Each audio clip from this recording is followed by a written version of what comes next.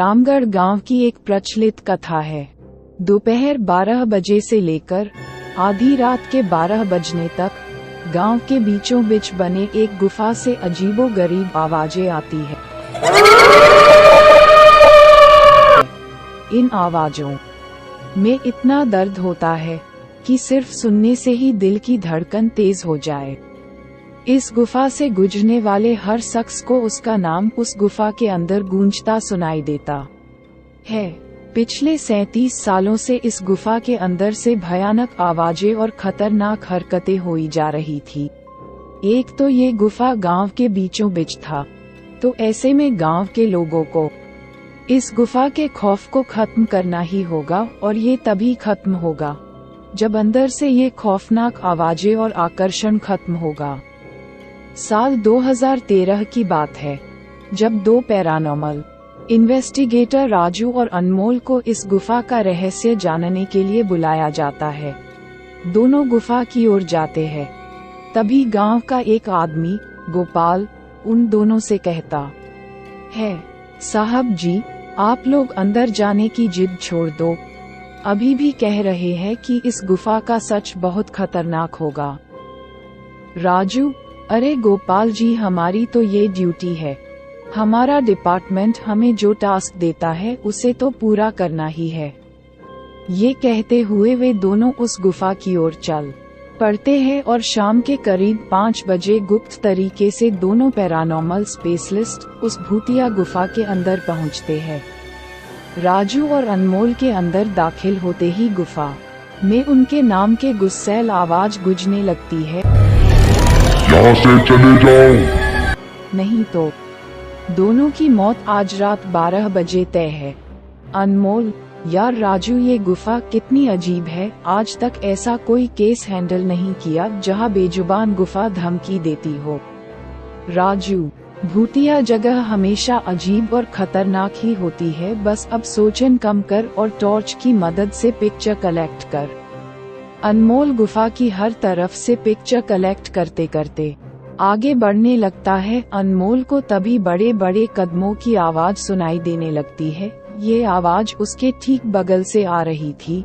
वो उस कदमों के आवाज का पीछा करते करते गुफा के आखिरी ओर पहुंच जाता है। उसे गुफा के अंत में एक दरवाजा दिखाई देता है। उस दरवाजे पर लिखा था, दूसरी दुनिया का दरवाजा। अनमोल मन ही मन में ये सोच रहा था कि ये दरवाजा कहीं दूसरे दुनिया का तो नहीं। तभी उसे दरवाजे के उस पार से एक आवाज सुनाई देती है, अनमोल बेटा, मैं तुम्हारा दादा, मेरे पास आ जाओ बेटा।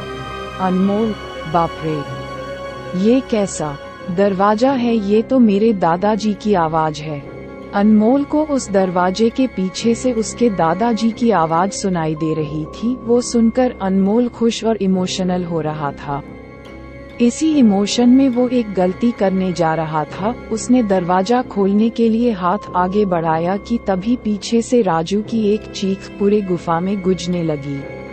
राजू की चीख सुनकर अनमोल भागता हुआ पीछे गया। अनमोल राजू के पास पहुंचा। वह बिल्कुल नॉर्मल खड़ा था, जैसे कुछ हुआ ही ना हो। अनमोल, राजू, ये कैसा गंदा मजाक है? तुम अभी चीखे क्यों? राजू हल्का मुस्कुराता चुपचाप खड़ा रहा।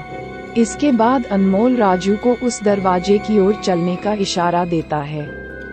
दोनों उस गुफा की अंत में उस दरवाजे की ओर पहुंचते हैं जहां से दूसरे दुनिया का रास्ता शुरू होता है। अनमोल, राजू, ये देखो, मैंने अभी तुरंत कुछ देर पहले अपने दादाजी की आवाज इस दरवाजे के पीछे से सुनी। मुझे लगता है कि इसके पीछे मरे हुए लोगों की दुनिया है। राजू, तो ये दरवाजा खोलकर देख लो ना। अनमोल, सही कहा, मैं दरवाजा खोलता हूँ। अनमोल दरवाजा खोलने ही वाला था कि तभी उसकी नजर राजू की शरीर पर पड़ती है। अनमोल, यार, जब तुम इस गुफा में आए थे तब तुमने सफेद शर्ट और नीली जीन्स पहनी थी, और अभी तुमने काली जीन्स और लाल शर्ट पहनी है। भाई, आखिर तुमने कपड़े कब बदले?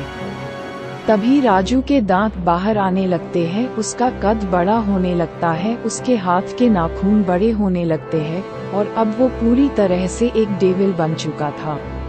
वह डरावनी हंसी के साथ एक भारी आवाज में कहता है, डेविल, तेरे राजू को मैंने 10 मिनट पहले ही इस दरवाजे के पार भेज दिया जब तुमने उसकी चीख सुनी थी।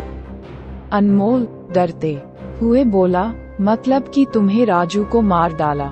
डेविल, तुझे कोई शक है तो जा इस दरवाजे के उस तरफ, तुझे तेरा दोस्त वही मिलेगा जिस दुनिया से तू आया है वहाँ। मरने से पहले लोग रहते हैं और अब तू जिस दुनिया में जाएगा वहाँ मरने के बाद लोग रहते हैं। मौत की दुनिया में तेरा स्वागत है।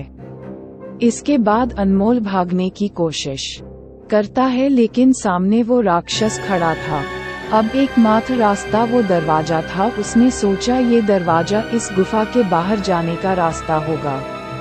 अनमोल खुद की जान बचाने के लिए दरवाजा खोल देता है। उसको दरवाजे के अंदर पूरा अंधेरा दिखाई देता है। उस दरवाजे के अंदर से रोने और चिल्लाने की आवाजें आने लगती है। एक्शन! यहाँ से चले जाओ वरना गांड से जाओगे।